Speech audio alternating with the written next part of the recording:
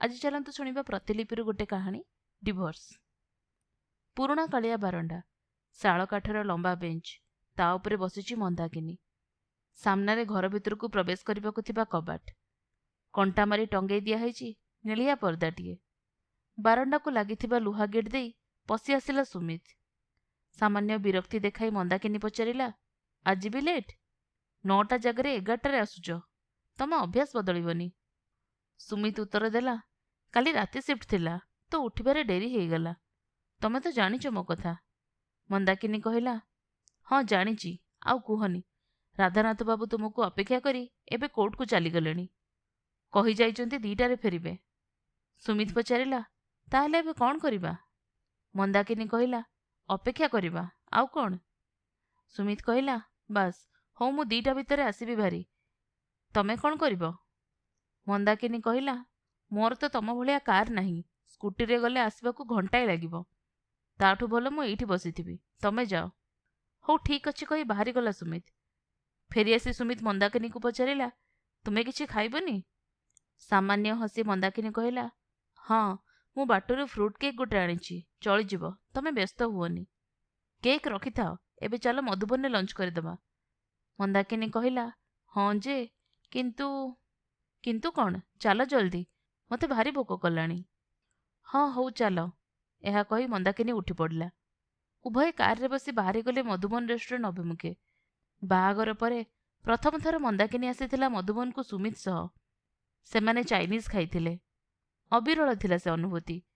छोट सहररू आसीथिबा मंदाकिनी पई एहा ही थिला एक ऐश्वर्य।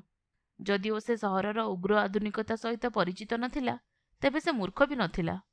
सरकारी कॉलेजरू केमिस्ट्री पीजी करी निज बाहागर को एड़े पारिथिला से किछि वर्ष। से चाहिथिला चाकरी करिबाकू, किंतु तार रूढ़ीवादी परिवार बांधी देइथिला ता गोड़रे बाहागरर बेड़ी। विवाह परे से चली आसीथिला सहरकू। आपणेइथिला सुमित्र प्रणय एवं तार प्रतिदान रे जलांजलि देइथिला निजर स्वप्न। सुमित प्रति गढ़ी उठिथिला निष्कपट भल पाइबा। सुमित्र खुशी से हसीथिला, सिद्धिरे से गर्वित होइथिला, आउ हजाइथिला निजर तमन्ना आ अभिलाष को। उभय पहुंची गले। आज भी सेमिति अछि ए मधुबनर परिवेश। हलदिया सूर्यालोक बिछई पड़िथिला चारिआडे। मृदु संगीतर मूर्छनारे सतेअबा विमोहित होइजिब मंदाकिनी। तार आखि स्वतः चली जाइथिला काच झरका पाखरे पड़िथिबा टेबुल उपरकू, सबुथर भଳି। किंतु आज से टेबुल खाली नथिला। प्रेम और स्वप्नर साक्षी साजिथिबा सेई टेबुलटी सतेकी एड़ाई देबाकू चाहुथिला विरहर ए शेष मुहूर्त मानकू। वेटर बाटेई नैथिला सेमानकू अन्य एक टेबुल को। टेबुल मझिरे रखा जाइथिला सुंदर फूलदानीटिए, जेउथिरे थाए गोटे लिली फूल एवं 2टी रक्त गोलाप। फूलदानीरू मुह टेकी मंदाकिनी पचारिला, आउ लिली केमती अछि? ठीक अछि, संक्षिप्त उत्तर देला सुमित। आमे एकाठी लंच करूचु से जानिछि? ना जानिनी, परे कहिदेबी। से एते केयर करेनी। सीधा मंदाकिनीर आखि को अनेई कहिदेला सुमित। हूँ कही नीरव उत्तर देला मंदाकिनी। वेटर आसी ऑर्डर नहीं गला। सबुथर भଳି से कैंटोनीज नूडल्स चिकेन मंचूरियन, किंतु प्रथमे आसीबो मंच आउ सूप। सुमित पचारिला, दियार परीक्षा सरीगलानी? नाई चलीची, जमा पड़ुनी, खाली दुष्टामी करुची। काली तो बापांको चश्मा कांथरे घसी देइची। मते तो डरुनी, तमे थिले हुए तो। एतिकी कही रहीगला मंदाकिनी। देख मंदाकिनी, जदि केबे भी मोर साहाय्य अनुभव कर कहिबो मते। आगुकू दियार पाठपढ़ा खर्च बढ़ी पारे। मंदाकिनी कहला, हाँ सेमिति भी आमर बेसी तो खर्च नहीं, तुमको अजथारे डिस्टर्ब करिबिनी। सुमित कहला, सेमिति भाबनी प्लीज। आ तुम कॉलेज केमती चलची? हाँ 2 दिन ही हेइची कॉलेज जॉइन करिबार। स्वरूप भाई थिले बोली चाकरीटा मिलिगला, नहले जे कौन हेई थांता। माने मु तो बोर हेई जाई थांती। मु जानिची तमे कौन कहबाकू चाहुच। तम आउ दिया नारे मु गोटे जॉइंट बैंक अकाउंट खोली देइची, प्लीज ताकू ग्रहण कर। मंदाकिनी कहला, हौ, किंतु एसबुर आवश्यकता नहीं, तथापि ठीक अछि। सुमित कहला, सतरे मंदाकिनी, तमे दिया कॉलेज बापा सबको केमिति संभाळुच? बापा अछंती ना, से दियार अधा दायित्व नहीं जाउचंती। चली जाउची भलरे भलरे। छाड़ मो कथा, तमे कुह केबे बाहा होच ना लिव इन? सुमित कहला, बाहागर नवेम्बर रे। कोठी? पुरी रे, गोटे सांगर रिजॉर्ट अच्छे सेठी। Destination wedding? हाँ सेमती ही। ଲିଲି ପ୍ଲାନ୍ କରୁଛି ତ ଯାହା ତା ଇଚ୍ଛା। ଲାଗୁଛି ଗୋଟେ ଜୋରଦାର ବାହାଘର ପାର୍ଟି ହବ ତାହେଲେ। ନା ନା, ଏଇ ଅଳ୍ପ କିଛି ସାଙ୍ଗମାନେ ଆଉ ଲିଲିର ଘରୁ କିଛି ଗେଷ୍ଟ ଆସିବେ। ତମ ଘରୁ କେହି ଯିବେନି? ବାପା ତ ତମ ପାଖେ ରହିଲେ, ତାଙ୍କୁ ଡାକିବାର ସାହସ ନାହିଁ। ଜଲି ମାଉସୀ ଆଉ ଦୀପେନ୍ଦ୍ର କାକା ଆସିବେ କହିଛନ୍ତି। ଦେଖାଯାଉ, ମୁଁ ବାପାଙ୍କୁ ବୁଝେଇବି। ତମେ ଆଉ କେତେ ମହାନ ହବ ମନ୍ଦାକିନୀ? ତମର କ'ଣ ମୋ ଉପରେ ରାଗ ଆସୁନି? ବାପା ମୋତେ କେତେ କଥା କହିଗଲେ, କିନ୍ତୁ ତମେ ଚୁପ୍ ରହିଲ, ବରଂ ମୋ ସପକ୍ଷରେ ବାପାଙ୍କୁ ବୁଝାଇଲ। କାହିଁକି? ମନ୍ଦାକିନୀ କହିଲା, ମୁଁ ରାଗିଲେ କ'ଣ ତମେ ଫେରି ଆସିବ, ନା ବାପାଙ୍କ ପାଖରେ ଅଳି କରି କାନ୍ଦିଲେ ମୋ ମନକୁ ଶାନ୍ତ ହବ? ବାପା ବେଶୀ କଷ୍ଟ ପାଇବେ, ବରଂ ମୁଁ ବର୍ତ୍ତମାନକୁ ବୁଝି ସମୟକୁ ତା ବାଟରେ ବହିଯିବାକୁ ଦଉଛି। ମୋତେ ଲାଞ୍ଛନ ଦିଅ ମନ୍ଦାକିନୀ, ମୋତେ ଅଭିଶାପ ଦିଅ। ଏତେ ସହନଶୀଳ ହୁଅ ନାହିଁ ଯେ ମୁଁ ଆତ୍ମଗ୍ଳାନିରେ ବୁଡ଼ିଯିବି। ମନ୍ଦାକିନୀ କହିଲା, ତୁମେ ହୁଏତ ଅନ୍ୟ ଜଣକୁ ଭଲ ପାଇପାର, କିନ୍ତୁ ମୁଁ କେବେ ବି ଚାହିଁବିନି ଯେ ତମେ ମୋତେ ଘୃଣା କର। ୱେଟର ସୁପ୍ ରଖିଦେଇ ଚାଲିଗଲା। ହୁଏତ ସମୟକ୍ରମେ ମୁଁ ତୁମକୁ ଆଉ ଭଲ ପାଇ ନପାରେ, କିନ୍ତୁ ଆମ ବିବାହର ସନ୍ତକ ଦିଆ ପାଇଁ ମୁଁ ତୁମକୁ ମୋ ଜୀବନରୁ ବାଦ୍ ଦେଇପାରିବିନି। ମୋର ଭଲ ପାଇବାକୁ ତୁମେ ହଜାଇ ଦେଇଥାଇପାର, କିନ୍ତୁ ଏ ସମ୍ପର୍କକୁ ମୁଁ ଘୃଣାରେ ପରିବର୍ତ୍ତିତ କରିବାକୁ ଦେବି ନାହିଁ। ସୁମିତ କହିଲା, ତୁମର ଭଲ ପାଇବା ହରାଇବାର ଅନୁତାପ ହୁଏତ ମୁଁ ସାରା ଜୀବନ କରିବି, ତେବେ ମୋ ହୃଦୟର ବିଡ଼ମ୍ବନାକୁ ଆଜି ମୁଁ ତମ ଆଗରେ ରଖୁଛି। ତମେ ବୁଝିବ କି ନାହିଁ ଜାଣିନି। ଏତିକି କହି କିଛି ସମୟ ଚୁପ୍ ରହିଗଲା ସୁମିତ। ତାପରେ ଆରମ୍ଭ କଲା, ଆଜିଠୁ ପାଖାପାଖି ବର୍ଷେ ତଳେ ଲିଲି ସହ ମୋର ଦେଖା ହୋଇଥିଲା କଲିକତାର ଏକ ବିଜନେସ୍ ସମିଟ୍ରେ। ତାର ଆକର୍ଷଣୀୟ ଚେହେରା, ସ୍ୱାଧୀନ ବାର୍ତ୍ତାଳାପ ଆଉ ତୀକ୍ଷ୍ଣ ବୁଦ୍ଧି ମୋତେ ସମ୍ମୋହିତ କରିଥିଲା। ମୁଁ ତାକୁ ଆମ କମ୍ପାନୀରେ ଯୋଗ ଦେବାକୁ ପ୍ରବର୍ତ୍ତାଇଥିଲି। ସେ ସହସା ରାଜି ହୋଇଯାଇଥିଲା। ମାସେ ପରେ ସେ ଆମ କମ୍ପାନୀରେ ଜଏନ୍ କଲା। ଆମ ଭିତରେ ବନ୍ଧୁତା ସୃଷ୍ଟି ହୋଇଗଲା କିଛି ଦିନ ମଧ୍ୟରେ। ମୁଁ ଯେ ବିବାହିତ ଲୁଚେଇ ନଥିଲି। ଏମିତି ଦିନେ ଅଫିସ୍ ତରଫରୁ 2ଟା ହଲିଉଡ୍ ମୁଭି ପାଇଁ ଟିକେଟ୍ ମିଳିଥିଲା। ତମେ ତ ଇଂରାଜୀ ମୁଭି ଦେଖନି, ତେଣୁ ମୁଁ ଲିଲି ସହ ଚାଲିଗଲି। ତାପରେ ଆମେ ଅନେକ ଥର ଯାଇଛୁ। ଲିଲି ଆଉ ମୋ ଭିତରେ ଅନେକ ସାମଞ୍ଜସ୍ୟ ଥିବାର ମୁଁ ଜାଣିପାରିଥିଲି। ମୁଭି ଦେଖିସାରି ଆମେ ଘଣ୍ଟା ଘଣ୍ଟା ଧରି ଗପୁ। କେମିତି ମୁଭିଟିକୁ ଆହୁରି ଭଲ କରିହେବ ସେ ନେଇ କଥା ହଉ। ଖୁବ୍ ରୋଚକ ଲାଗୁଥାଏ ମୋତେ ଏସବୁ।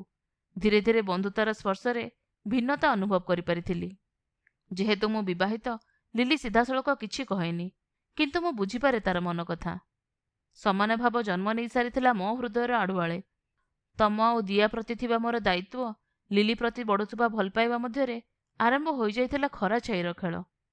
ଅନ୍ୟ ସମ୍ପର୍କଗୁଡ଼ିକ ଫିକା ପଡ଼ିଯାଇଥିଲା। ଲିଲି ବିନା ଦୁଃସହ ହୋଇପଡ଼ିଥିଲା ସମୟ। ସତେ ଯେମିତି ମୋତେ ମିଳିଯାଇଥିଲା ଜୀବନର ଏକ ସୁନ୍ଦର ବାହାନା। ସେ ବାହାନାର ଡୋରିରେ ବାନ୍ଧି ହୋଇଯାଇଥିଲା ମୋ ହୃଦୟ। ଏ ଭିତରେ ୱେଟର ଲଞ୍ଚ ପରସି ଚାଲିଯାଇଥିଲା। ଧ୍ୟାନ ନଥିଲା ଉଭୟଙ୍କର। ଚୁପ୍ ହୋଇଯାଇଥିଲେ ଉଭୟ। ସ୍ପଷ୍ଟ ହୋଇଯାଇଥିଲା କୋଳାହଳ। ସୁମିତ୍ର ଲଗାମହୀନ ମନଟି କିଛି ସମୟ ପାଇଁ ହଜିଯାଇଥିଲା। ତା ଆଖି ଆଗରେ ଦୃଶ୍ୟମାନ ହେଉଥିଲା ଲିଲି ସହ ବିତେଇଥିବା ସବୁ ସମୟ। ସେଇ ମିଛିମିଛିକା ବିଜନେସ୍ ଟ୍ରିପ୍, କେତେବେଳେ ଗୋଆ ତ କେବେ ମନାଲି।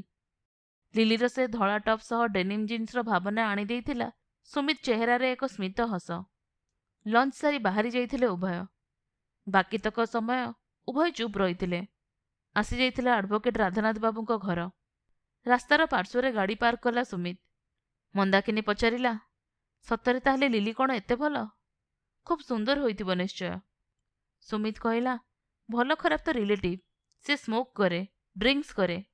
ମୋ ଭଳି ଜଣେ ବିବାହିତ ପୁରୁଷକୁ ଭଲ ପାଏ ତ ସମାଜ ଆଖିରେ ସେ ନିଶ୍ଚୟ ଖରାପ, କିନ୍ତୁ ମୋ ପାଇଁ ସେ ପ୍ରେରଣା ଆଉ ପ୍ରେମ। ସେ ତ ଏବେ ସିଗାରେଟ୍ ଛାଡ଼ିବା ପାଇଁ ଚେଷ୍ଟା କରୁଛି। ମୁଁ କହିବାରୁ ଇ ସିଗାରେଟ୍ ୟୁଜ୍ କରୁଛି ସେଥିପାଇଁ। ମନ୍ଦାକିନୀ ସାମାନ୍ୟ ତାଚ୍ଛଲ୍ୟ କରି କହିଥିଲା, ସୋ କେୟାରିଂ। ରାଧାନାଥ ବାବୁ ଡିଭୋର୍ସ ପରିପ୍ରେକ୍ଷୀରେ ସମସ୍ତ ସୂଚନା ଦେଇଥିଲେ।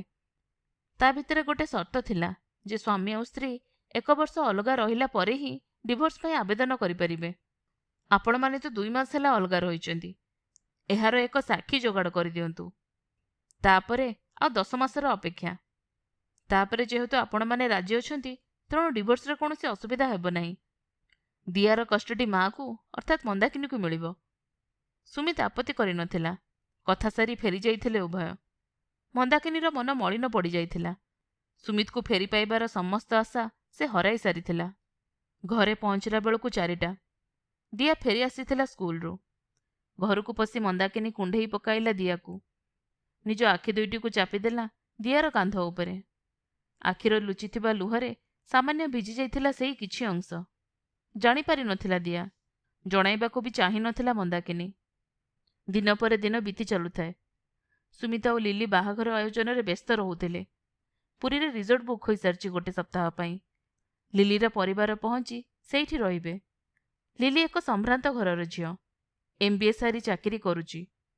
ସ୍ୱାଧୀନ ଚେତନାର ଅଧିକାରିଣୀ ସେ, କିନ୍ତୁ ହୃଦୟହୀନା ନୁହେଁ। ସେ ଅନେକ ସମୟରେ ନିଜକୁ ଧିକ୍କାର କରିଛି ଯେ ସେ ହୁଏତ ମନ୍ଦାକିନୀ ସହ ଅନ୍ୟାୟ କରିଛି। କିନ୍ତୁ ତାର ତର୍କ ଅନୁଯାୟୀ ପ୍ରେମ ଦେଖେନା ବୟସ କି ମାନେନା ବିବାହର ପ୍ରତିବନ୍ଧ।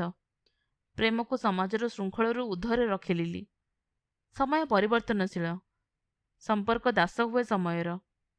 ସମୟ ଓ ସମ୍ପର୍କର ଡୋରିରେ ଝୁଲୁଥାଏ ପ୍ରେମ। ସ୍ୱାଧୀନ ଭାବରେ ପ୍ରେମ ସତ୍ୟ, କିନ୍ତୁ ସମୟ ସହ ଏହା ଗଢ଼ିଥାଏ ନୂତନ ସମ୍ପର୍କ। ସମାଜ ପାଇଁ ଲିଲି ପାପୀ। ତେଣୁ ସେ ଚାହେଁ ମନ୍ଦାକିନୀକୁ ଦେଖା କରି କ୍ଷମା ମାଗିଦେବ। ସୁମିତଠାରୁ ସେ ଶୁଣିଛି ଯେ ସେ କେତେ ଧୀର ଓ ସରଳ। ଲିଲି ଆଶ୍ଚର୍ଯ୍ୟ ହୁଏ ଯେ କିପରି ମନ୍ଦାକିନୀ ବିନା କୌଣସି ସର୍ତ୍ତରେ ଡିଭୋର୍ସ ପାଇଁ ରାଜି ହୋଇଯାଇଛି। ସତରେ କ'ଣ ମନ୍ଦାକିନୀ ଏତେ ଉଦାର? ପ୍ରଶ୍ନ କରେ ନିଜକୁ। ଦିନେ ଲିଲି ଯାଇ ପହଞ୍ଚିଗଲା ମନ୍ଦାକିନୀର କଲେଜରେ। ଉଭୟ ବସିଲେ କଲେଜର କ୍ୟାଣ୍ଟିନ୍ରେ। ଲିଲି କହିଲା, ବାହାଘର ପୂର୍ବରୁ ଆପଣଙ୍କ ସହ ଥରେ ଦେଖା କରିବାକୁ ଭାବିଥିଲି, ତ ସେଥିପାଇଁ ଆସିଗଲି। କିଛି ଖରାପ ଭାବିବେନି।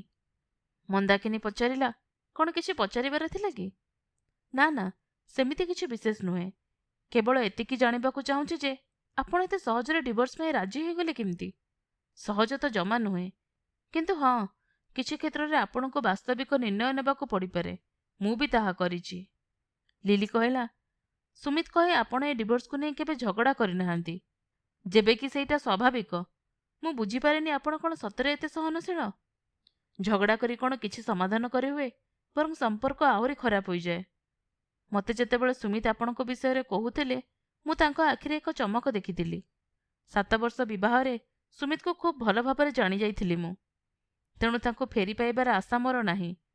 ଝଗଡ଼ା କରି ବ୍ୟର୍ଥରେ ମନ ଖରାପ କରିବି କ'ଣ ପାଇଁ? ସେଥିରେ ପୁଣି ଝିଅର ଦାୟିତ୍ୱ। ସତରେ ମହାନ୍ ଆପଣ। ଏତିକି କହି ଭ୍ୟାନିଟିରୁ ଗୋଟେ ସିଗାରେଟ୍ ବାହାର କଲା ଲିଲି। ମନ୍ଦାକିନୀ କହିଲା, କ୍ୟାମ୍ପସ୍ ଭିତରେ ସ୍ମୋକିଂ ମନା। ଓ ସରି, ତେବେ ମୁଁ ଆସୁଛି। ଏହା କହି ଠିଆ ହୋଇପଡ଼ିଲା ଲିଲି। ଫେରିଯିବାକୁ ଉଦ୍ୟତ ହେଉଥିବା ଲିଲି ହଠାତ୍ ବୁଲି ପଡ଼ିଲା ମନ୍ଦାକିନୀ ଆଡ଼େ। ଏଇ ରବିବାର ଦିନ ଆମ ଘରେ ଗୋଟେ ପାର୍ଟି ଅଛି, ତମେ ନିଶ୍ଚୟ ଆସିବ। ଅନେକ ବେଳୁ କହିବାକୁ ଚାହୁଁଥିଲି ଏ କଥା ପଦକ, କିନ୍ତୁ ମୋର ଆସିବାଟା ଠିକ୍ ହବନି। ସୁମିତ କ'ଣ ଭାବିବ? ଏହା କହିଲା ମନ୍ଦାକିନୀ। ଲିଲି କହିଲା, ନା, ଆପଣଙ୍କୁ ଆସିବାକୁ ପଡ଼ିବ। ଏହା ମୋର ଆମନ୍ତ୍ରଣ, ସୁମିତ୍ର ନୁହେଁ। ହୁଏତ ଏହା ସୁମିତ ସହ ତୁମର ଶେଷ ଦେଖା ହୋଇପାରେ। ବାହାଘର ପରେ ସେ ତ ଆଉ ଆପଣଙ୍କ ଜୀବନର ଅଂଶ ହୋଇ ରହିପାରିବନି ନା। ଚୁପ୍ ରହିଥିଲା ମନ୍ଦାକିନୀ। ହଜି ଯାଇଥିଲା ଉତ୍ତର ତା ପାଟିରୁ। ନିଶ୍ଚଳ ହୋଇଯାଇଥିଲା ତା କାୟା। ସେ ସିନା ସୁମିତ ବିନା ମନକୁ ବୁଝେଇଦେବ, କିନ୍ତୁ ଦିଆ କ'ଣ ବୁଝିବ? ବାପାର ସ୍ନେହରୁ କ'ଣ ଚିରଦିନ ବଞ୍ଚିତ ରହିବ ଦିଆ? ଆରେ, ଆପଣ ତ ସିରିୟସ୍ ହେଇଗଲେ। ମୁଁ ତ ମଜାରେ କହୁଥିଲି। ମୁଁ ଏତେ ବି ନ୍ୟାରୋ ମାଇଣ୍ଡ ନୁହେଁ। ଏହା କହି ମୁରୁକି ହସିଦେଲା ଲିଲି। ନିଶ୍ଚୟ ଆସିବି, ସମ୍ମତି ଜଣାଇଲା ମନ୍ଦାକିନୀ। ରବିବାର ଆସିଗଲା। ସନ୍ଧ୍ୟାବେଳେ ଲିଲିର ପାର୍ଟିରେ ପହଞ୍ଚିଗଲା ମନ୍ଦାକିନୀ। ହଳଦିଆ ରଙ୍ଗର ଶାଢ଼ୀଟି ବେଶ୍ ମାନୁଥିଲା ତାର ଶ୍ୟାମଳ ଦେହକୁ। ପାଛୋଟି ନେଇଥିଲା ଲିଲି। ଆଶ୍ଚର୍ଯ୍ୟ ହୋଇଯାଇଥିଲା ସୁମିତ। ମନେ ମନେ ଲିଲି ଉପରେ ରାଗି ଯାଇଥିଲା। କ'ଣ ଦରକାର ଥିଲା ଭଲେଇ ହୋଇ ମନ୍ଦାକିନୀକୁ ଡାକିବା?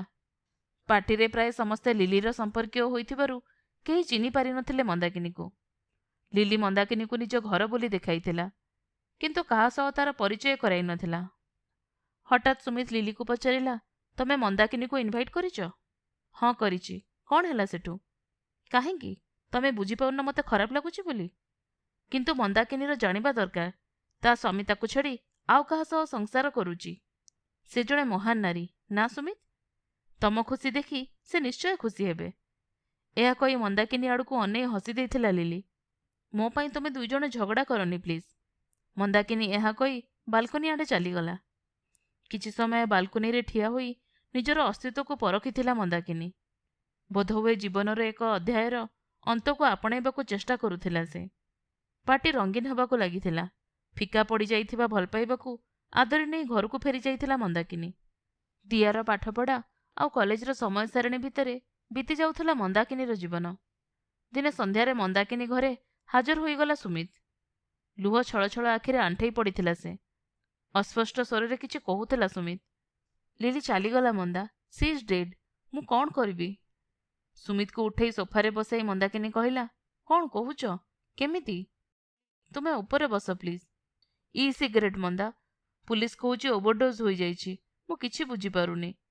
ଧୈର୍ଯ୍ୟ ରଖ ସୁମିତ, ମୁଁ ତୁମ ପାଇଁ କଫି କରି ଆଣୁଛି। ଏହା କହି ରୋଷେଇ ଘରକୁ ଚାଲିଗଲା ମନ୍ଦାକିନୀ। କଫି ଧରି ଆସିଲା ବେଳକୁ କୁଆଡ଼େ ଚାଲି ଯାଇଥିଲା ସୁମିତ। ଦିନ ପରେ ଦିନ ବିତି ଚାଲିଥାଏ। ସୁମିତ ମଝିରେ ମଝିରେ ଆସି ଦେଖା କରି ଯାଉଥାଏ ଦିଆ ସହ। କଥା ହେବାକୁ ଚେଷ୍ଟା କରେ ମନ୍ଦାକିନୀ, କିନ୍ତୁ ସୁମିତ ଏତେ ଭାଙ୍ଗି ଯାଇଥାଏ ଯେ ପ୍ରାୟ ସମୟ ସେ ନୀରବ ରୁହେ। ଦିନେ କଲେଜରେ ଥିବା ସମୟରେ ମନ୍ଦାକିନୀକୁ ଫୋନ୍ କରିଥିଲେ ଓକିଲ ରାଧାନାଥ ବାବୁ। ସେ ଜଣେଇଥିଲେ ଯେ ଡିଭୋର୍ସ ଫାଇଲ୍ କରିବାର 10 ମାସ ପୂରି ଯାଇଥିଲା, ତେଣୁ ଏବେ ଫାଇନାଲ ଡ୍ରାଫ୍ଟରେ ଦସ୍ତଖତ କରିବାର ସମୟ ହୋଇଯାଇଛି। କିନ୍ତୁ ସୁମିତ୍ର ମୋବାଇଲ ବନ୍ଦ ଆସୁଛି। ମନ୍ଦାକିନୀ ମଧ୍ୟ କଲ୍ ଲଗାଇଲା ସୁମିତକୁ, ଲାଗିଲାନି। ବୃଥା ପ୍ରୟାସ କରିଚାଲିଲା ସେ। ନିରୁତ୍ତର ଥିଲା ସୁମିତ୍ର ମୋବାଇଲ। ମନ୍ଦାକିନୀର ମନକୁ ପାପ ଛୁଇଁଲା। କଲେଜ ସରିବାକୁ ଆଉ 1 ଘଣ୍ଟା ବାକି ଅଛି। ନା, ତାକୁ ଯିବାକୁ ପଡ଼ିବ। ସ୍କୁଟି ଧରି ସୁମିତ ଘର ଆଡ଼େ ବାହାରିଗଲା ମନ୍ଦାକିନୀ। ମେ ମାସର ପ୍ରଚଣ୍ଡ ଖରା ଶୀତଳ ପଡ଼ିଯାଇଥିଲା। ପବନକୁ ଚିରି ବଢ଼ି ଚାଲିଥିଲା ମନ୍ଦାକିନୀର ସ୍କୁଟି। ସପ୍ତାହେ ହେଲା ସୁମିତ ଆସିନି ଦିଆ ସହ ଦେଖା କରିବାକୁ। ଫୋନ୍ ବି କରିନି। ସେ ଭାବିଥିଲା ଯେ ସୁମିତ ଫେରିଆସିବ ତା ନିକଟକୁ, ପାଛୋଟି ନେବ ସେ ତାକୁ ତା ଜୀବନ ଭିତରକୁ। କିନ୍ତୁ ସେ କେବେ ବି ଭାବିନଥିଲା ଯେ ସୁମିତ ବାଛିପାରେ ଅନ୍ୟ ଏକ ପନ୍ଥା। ତାକୁ ହିଁ ଆଦରି ନେବାର ଥିଲା ସୁମିତକୁ ଏ ଅସମୟରୁ। ହୁଏତ ସେ ବୁଝିପାରି ନଥିଲା ସୁମିତ୍ର ଲିଲି ପ୍ରତି ଥିବା ପ୍ରେମକୁ। କେବଳ ଅଭିନୟ କରିଚାଲିଥିଲା ସମସ୍ତଙ୍କ ସାମ୍ନାରେ ଯେ ସେ କେତେ ମହାନ, ଯିଏ ନିଜ ସ୍ୱାମୀର ଖୁସି ପାଇଁ ଆଦରି ନେଇପାରେ ଅବଶିଷ୍ଟ ବିରସ ଜୀବନ। ହସି ହସି ସାଜିପାରେ କଳିଯୁଗର ମନ୍ଦୋଦରୀ। ମନ୍ଦାକିନୀ ପହଞ୍ଚିଗଲା ସୁମିତ୍ର ଘର ସାମ୍ନାରେ। ଗେଟ୍ ଖୋଲି ଭିତରକୁ ପ୍ରବେଶ କଲା ସେ। ଶୁଖିଲା ପତ୍ରରେ ଅଗଣା ଭର୍ତ୍ତି ହୋଇଯାଇଥିଲା। ସତେ ଯେପରି ଝାଡ଼ୁ ବାଜିନଥିଲା କୋଉ କାଳରୁ। ଲୁଗା ଶୁଖେଇବାକୁ ବାନ୍ଧିଥିବା ତାରଟି ଛିଣ୍ଡି ପଡ଼ିଥିଲା ସେଇ ପତ୍ର ଆଢ଼ୁଆଳେ। କଲିଂ ବେଲ୍ ବାଜି ଉଠିଲା, କିନ୍ତୁ ଆସିଲାନି କୌଣସି ଉତ୍ତର। ବ୍ୟସ୍ତ ହୋଇ ମାରି ଚାଲିଲା ସେ କଲିଂ ବେଲ୍ ଅଗଣିତ ଥର। ହଠାତ୍ ଖୋଲିଗଲା କବାଟ। ସାମ୍ନାରେ ଠିଆ ହୋଇଥିଲା ସୁମିତ, ଅଗାଧୁଆ ଅସଜଡ଼ା। ଉଭୟ ବସି ପଡ଼ିଲେ ବାଲକୋନିକୁ ମୁହଁ କରିଥିବା ବେତ ତିଆରି ସୋଫା ଉପରେ। ମନ୍ଦାକିନୀ ରାଧାନାଥ ବାବୁଙ୍କ ଫୋନ୍ ବିଷୟରେ ଜଣାଇଦେଲା ସୁମିତକୁ। ବର୍ଷାର ପ୍ରତିଧ୍ୱନିରେ ଗୁଞ୍ଜି ଉଠୁଥିଲା ଦିଗ୍ବଳୟ, କିନ୍ତୁ ଶ୍ମଶାନର ନୀରବତା ଥିଲା ଉଭୟଙ୍କ ମଧ୍ୟରେ। ଉଭୟଙ୍କ ମନ ଭିତରେ ଚାଲିଥିଲା ଗୋଟିଏ କଥା, କ'ଣ ସେମାନେ ଆରମ୍ଭ କରିପାରିବେ ଏକ ନୂଆ ଜୀବନ? ବର୍ଷା ଛାଡ଼ି ଯାଇଥିଲା। ଘରକୁ ଫେରିବାକୁ ହବ ମନ୍ଦାକିନୀକୁ। ସ୍କୁଲରୁ ଫେରି ଅପେକ୍ଷା କରି ବସିଥିବ ଦିଆ। ହଉ ମୁଁ ଯାଉଛି, ଏହା କହି ଉଠି ଠିଆ ହେଲା ମନ୍ଦାକିନୀ। ଆଉ କିଛି ନ କହି ସ୍କୁଟି ଷ୍ଟାର୍ଟ କରି ଚାଲି ଯାଇଥିଲା ସେ। ରହିଯିବାକୁ ଚାହୁଁଥିଲା ମନ୍ଦାକିନୀ, କିନ୍ତୁ କାଳେ ସୁମିତ ଭାବିବ ଯେ ସେ ଲିଲିର ଅକାଳ ମୃତ୍ୟୁର ଫାଇଦା ଉଠାଇବାକୁ ବସିଛି, ତେଣୁ ସେ ଚୁପ୍ ରହିଥିଲା। ଅଟକେଇବାକୁ ଚାହୁଁଥିଲା ସୁମିତ, କିନ୍ତୁ କି ମୁହଁ ନେଇ ଫେରିବ ସେ ମନ୍ଦାକିନୀ ପାଖକୁ? ଯଦି ସେ ତାକୁ କ୍ଷମା କରିବନି, ସହିପାରିବ ତ? ଏତେ ସବୁ ଘଟଣା ପରେ ମନ୍ଦାକିନୀ କେବେ ବି ତାକୁ ବାଧିଲା ଭଳି କଥା କହିନି। ଏଭଳି ନିଃସ୍ୱାର୍ଥ ଭଲ ପାଇବାକୁ ଆଡ଼େଇ ଦେଇଥିଲା ସେ। ଯଦି ସୁମିତ ଏବେ ଫେରିଯାଏ ମନ୍ଦାକିନୀ ପାଖକୁ, କ'ଣ ହେବ ତ ସ୍ୱାଭିମାନର? ଚିର ଋଣୀ ହୋଇ ରହିଯିବ ସେ ସାରା ଜୀବନ। କିନ୍ତୁ ତାହା ଯେ ନିଃସଙ୍ଗତାଠାରୁ ଶ୍ରେୟସ୍କର ଏକଥା ବୁଝେ ସୁମିତ। ତାକୁ ଫେରିଯିବାକୁ ହବ ମନ୍ଦାକିନୀ ପାଖକୁ, ନହେଲେ ହୁଏତ ଏ ନିଃସଙ୍ଗତା ତାକୁ ଟାଣି ନେଇପାରେ ଆତ୍ମହତ୍ୟା ଅଭିମୁଖେ। ସୁମିତ ପହଞ୍ଚିଗଲା ମନ୍ଦାକିନୀର ଘରେ। ବାହାରେ ବସିଥିଲେ ବାପା। ତାଙ୍କ କୋପ ଦୃଷ୍ଟିରୁ ନିଜକୁ ବଞ୍ଚାଇ ସେ ପ୍ରବେଶ କରିଥିଲା ଘର ଭିତରକୁ। ମନ୍ଦାକିନୀକୁ ଏକରକମରେ ଟାଣି ନେଇଥିଲା ଛାତ ଉପରକୁ। ସିମେଣ୍ଟ ପିଣ୍ଡା ଉପରେ ବସି ପଡ଼ିଲା ମନ୍ଦାକିନୀ। ତାର ଗୋଡ଼ ଦୁଇଟିକୁ ଧରି ସୁମିତ ଆଣ୍ଠେଇ ପଡ଼ିଲା ସେଇ ଓଦା ଛାତରେ। ମୋତେ ଗ୍ରହଣ କରିନିଅ ମନ୍ଦା। ମୁଁ ମୋ ପରିବାର ଭିତରକୁ ଫେରିଯିବାକୁ ଚାହେଁ। ମୋତେ କ୍ଷମା କରିଦିଅ। ସରି ମନ୍ଦା, ସରି। ଏହା କହି ମନ୍ଦାକିନୀର କୋଳରେ ମୁଣ୍ଡ ଗୁଞ୍ଜି କାନ୍ଦି ପକାଇଥିଲା ସୁମିତ। ଆଖିରୁ ଝରିଥିଲା ପ୍ରାୟଶ୍ଚିତର ଲୁହ। ମନ୍ଦାକିନୀ ଅପେକ୍ଷା କରିଥିଲା ଏହି ମୁହୂର୍ତ୍ତକୁ। ଲିଲିର କଲେଜରେ କହିଥିବା ସେ କଥା ପଦଟି ଗଭୀର ପ୍ରଭାବ ପକାଇଥିଲା ମନ୍ଦାକିନୀ ଉପରେ। ଏପରିକି ଲିଲି ଫେରିଗଲା ପରେ ମଧ୍ୟ ବାରମ୍ବାର କାନରେ ଗୁଞ୍ଜି ଉଠୁଥାଏ ଲିଲିର ସେହି ତାଚ୍ଛଲ୍ୟ। ହୁଏତ ଏହା ସୁମିତ ସହ ତୁମର ଶେଷ ଦେଖା ହୋଇପାରେ। ବାହାଘର ପରେ ତ ସେ ଆଉ ଆପଣଙ୍କ ଜୀବନର ଅଂଶ ହୋଇପାରିବନି ନା? ଦିଆ କ'ଣ ବାପା ସ୍ନେହରୁ ବଞ୍ଚିତ ହୋଇ ରହିଯିବ ସାରା ଜୀବନ? ନା, ସେ ଏହା କରେଇ ଦବନି। ମନ୍ଦାକିନୀ ଦେଖିଥିଲା ଯେ ଲିଲି ଇ ସିଗାରେଟ୍ ବ୍ୟବହାର କରେ। ସେ ତଥ୍ୟ ସଂଗ୍ରହ କରିଥିଲା ସେ ବିଷୟରେ। ସାଧାରଣ ସିଗାରେଟରେ ତମ୍ବାକୁ ବ୍ୟବହାର ହୋଇଥାଏ, କିନ୍ତୁ ସ୍ୱଳ୍ପ ପରିମାଣରେ ପ୍ରାକୃତିକ ନିକୋଟିନ୍ ରହିଥାଏ। କିନ୍ତୁ ଇ ସିଗାରେଟରେ ବ୍ୟବହାର ହୋଇଥାଏ କୃତ୍ରିମ ନିକୋଟିନ୍, ଯାହା ତରଳ ଅବସ୍ଥାରେ ଥାଏ। ଯଦି ଏହି ଲିକ୍ୱିଡ୍ ନିକୋଟିନ୍କୁ କେନ୍ଦ୍ରୀଭୂତ କରାଯାଏ ତେବେ ଏହାର ପ୍ରଭାବ ବହୁ ଗୁଣିତ ହୋଇଯାଏ, କିନ୍ତୁ ଏଥିରେ ଏକ ଶିଶୁର ମୃତ୍ୟୁ ହୋଇପାରେ, ବୟସ୍କର ନୁହେଁ। କେମିଷ୍ଟ୍ରିରେ ପିଜି କରିଥିବା ମନ୍ଦାକିନୀ ପାଇଁ ଏହି ବାଧା ଥିଲା ଅତି ସାମାନ୍ୟ। ସେ ଭିନ୍ନ ଭିନ୍ନ ମେଡିସିନ ଷ୍ଟୋରରୁ କିଛି କିଛି ଲିକ୍ୱିଡ୍ ନିକୋଟିନ୍ କିଣିଥିଲା, ଯାହାକି ପାଖାପାଖି 100ଟି ଇ ସିଗାରେଟ୍ ସହ ସମାନ ହେବ। କଲେଜର କେମିଷ୍ଟ୍ରି ପ୍ରୟୋଗଶାଳାରେ ସମସ୍ତ ତରଳକୁ ରାସାୟନିକ ପଦ୍ଧତିରେ କେନ୍ଦ୍ରୀଭୂତ କରି ସେ ଗୋଟିଏ ଇ ସିଗାରେଟ୍ରେ ଭର୍ତ୍ତି କରିଥିଲା। ଏହାର ସେବନରେ ହୃଦଯନ୍ତ୍ର ଶିଥଳ ପଡ଼ିଯିବ ଏବଂ କିଛି ସମୟ ମଧ୍ୟରେ ମୃତ୍ୟୁ ସୁନିଶ୍ଚିତ। ସେ ଲିଲିର ପାଟିକୁ ଏହି ମାରାତ୍ମକ ଇ ସିଗାରେଟ୍କୁ ନେଇ ଯାଇଥିଲା। ସୁଯୋଗ ଦେଖି ଲିଲିର ଭ୍ୟାନିଟିକୁ ଖୋଲିଥିଲା। ସେଥିରେ ପଡ଼ିଥିଲା 3ଟି ଇ ସିଗାରେଟ୍। ଗୋଟିଏ ସହ ବଦଳାଇ ଦେଇଥିଲା ମନ୍ଦାକିନୀ। କିଛି ଦିନ ଭିତରେ ପାଳି ପଡ଼ିଥିଲା ସେହି ପ୍ରାଣନାଶକ ସିଗାରେଟ୍ର, ଯାହା ନେଇଯାଇଥିଲା ଲିଲିର ଜୀବନ। ଆଖି ବନ୍ଦ କରି କାନ୍ଥକୁ ଆଉଜି ପଡ଼ିଥିଲା ମନ୍ଦାକିନୀ। ସେ ଅନୁଭବ କରୁଥିଲା ତା କୋଳରେ ମୁଣ୍ଡ ରଖି ନିଶବ୍ଦରେ କାନ୍ଦୁଥିବା ସୁମିତକୁ। ହୁଏତ ଏପରି ହିଁ କିଛି ପରିସ୍ଥିତିର ଅପେକ୍ଷାରେ ଥିଲା ମନ୍ଦାକିନୀ। ତୁମେ ବାଟ ଭୁଲି ଯାଇଥିଲ, ଆଜି ଫେରି ଆସିଲ। ଏ ପରିବାର ତୁମର ଥିଲା, ମୁଁ ବି ତୁମର ଥିଲି। ହଉ, ମୁଁ ଯାଏ, ବାପାଙ୍କ ଖାଇବା ସମୟ ହୋଇଗଲାଣି। ଏହା କହି ମନ୍ଦାକିନୀ ଚାଲିଗଲା ରୋଷେଇ ଘରକୁ। ସେପଟେ ଟିଭିରୁ ଶୁଭୁଥିଲା ଏକ ବିଶେଷ ଖବର। ଭାରତ ସରକାର ଇ ସିଗାରେଟ୍ର ବ୍ୟବହାରକୁ ସମ୍ପୂର୍ଣ୍ଣ ରୂପେ ନିଷେଧ କରିଦେଇଛନ୍ତି। ଆପଣମାନେ ଶୁଣୁଥିଲେ ପ୍ରତିଲିପିରୁ ଗୋଟେ କାହାଣୀ, ଡିଭୋର୍ସ।